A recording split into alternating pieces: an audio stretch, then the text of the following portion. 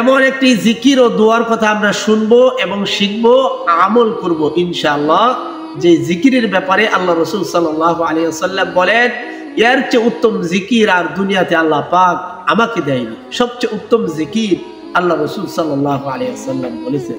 সেজন্য আপনি বিপদে আছেন, আপনি অসুস্থ আছেন, আপনি ঋণগ্রস্ত, সর্ব অবস্থায় বেশি থেকে বেশি আল্লাহর নামের এই জিকিরটি করুন। তাহলে আল্লাহ পাক অবশ্যই এই দোয়াটি পড়ে এই জিকিরটি করুন, তাহলে আল্লাহ পাক অন্তরের ময়লা দূর করবেন। আল্লাহ পাক দুইটা মেডিসিনের মাধ্যমে, দুইটা কাজের মাধ্যমে আপনার দিল থেকে, আপনার অন্তর থেকে সমস্ত ধরনের ভয়, ভীতি, পেরেশানি এবং গুনাহের কালো দাগ যে আমাদের অন্তরকরণে পড়েছে, এই গুনাহের কালো দাগগুলো দূর হয়ে যাবে দুইটা কাজ করলে। এক নম্বর কাজ হলো আল্লাহর কোরআন যখন আপনি বেশি থেকে বেশি পড়বেন, কোরআন পড়বেন যখন, আল্লাহ পাক অন্তর থেকে ময়লাগুলো দূর করে দিবে, সমস্ত ধরনের পেরেশানি দূর করে দিবে। ওই সে এক শান্তি, প্রশান্তি আপনার অন্তরকরণে নাজিল হবে ইনশাআল্লাহ। আর দুই নম্বর জিনিস হচ্ছে জিকির। কোরআন এবং জিকিরের মাধ্যমে আল্লাহ পাক অন্তর থেকে সমস্ত ধরনের ভয় ভীতি দূর করে আল্লাহ পাকের পক্ষ থেকে ঐশী শান্তি দান করেন ইনশাআল্লাহ। সেজন্য আজকে আমরা এমন একটি জিকির শুনবো যে জিকিরটি পুরা পৃথিবীর চেয়েও বেশি দামি এবং ওজনী জিকির আল্লাহ রাসূল সাল্লাল্লাহু আলাইহি ওয়াসাল্লাম বলেছেন। শুধু তাই নয়, আল্লাহ রাসূলের সাহাবী হযরত আবু সাঈদ খুদরি রাদিয়াল্লাহু তাআলা আনহু এই হাদিসটি বর্ণনা করেন। আল্লাহ রাসূল সাল্লাল্লাহু আলাইহি ওয়াসাল্লাম বলেন, হযরত মূসা আলাইহিস সালাম আল্লাহর সাথে সরাসরি কথা বলতেন। আল্লাহর নবী হযরত মূসা আলাইহিস সালাম আল্লাহ পাককে বললেন, আল্লাহ আপনাকে আমি একান্তভাবে ডাকবো, আপনার নামে জিকির করব, স্পেশাল কোন আমল, কোন জিকির আমাকে দেন। আল্লাহ পাক হযরত মূসা আলাইহিস সালামকে বললেন, মূসা পড়ো, কুল লা ইলাহা ইল্লাল্লাহ। হযরত মূসা আলাইহিস সালাম আল্লাহকে বললেন, আল্লাহ আমি তো আপনার কাছে আমার একান্তভাবে স্পেশাল কোন এমন জিকির চেয়েছিলাম, যে জিকিরটা শুধু আমিই করব, আমি আপনাকে ডাকবো। আল্লাহ পাক বললেন, মূসা এই পৃথিবীতে আমার পক্ষ থেকে এই লা ইলাহা ইল্লাল্লাহর চেয়ে উত্তম জিকির আমি আর কাউকে দিই।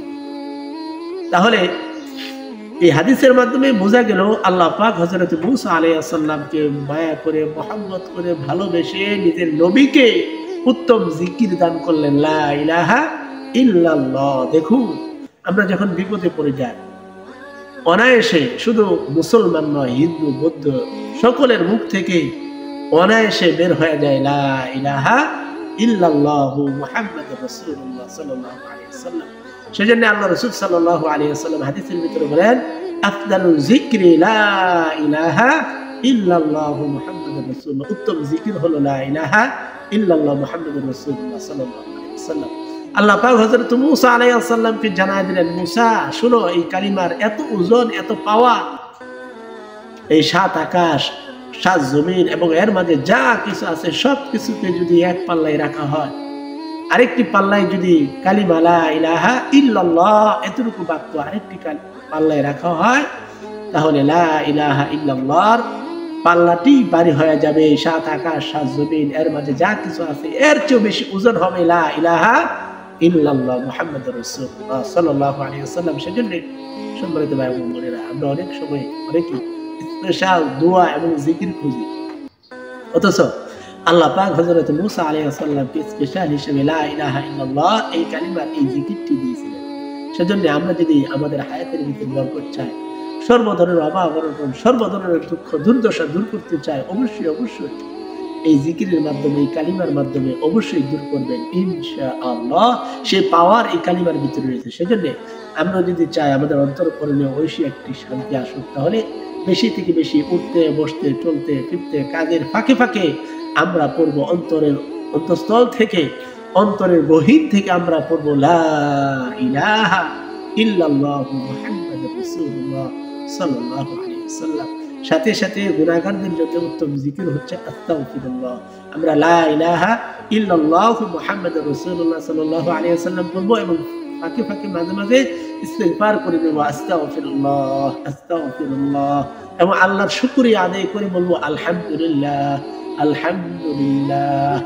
ইসলামিক আল্লাহর পক্ষ থেকে দেওয়া জিকিরগুলো, আমলটি যদি আপনার কাছে ভালো লেগে থাকে, অবশ্যই অন্য মুসলমান ভাই বোনকে এই আমলগুলো, এই জিকিরগুলো করার জন্য, তারা করলে আপনি সওয়াব পেয়ে যাবেন ইনশাআল্লাহ। করানোর জন্য তাদেরকে জানানোর উদ্দেশ্যে সওয়াবের নিয়তে অবশ্যই ভিডিওটি শেয়ার করে দিবেন ইনশাআল্লাহ।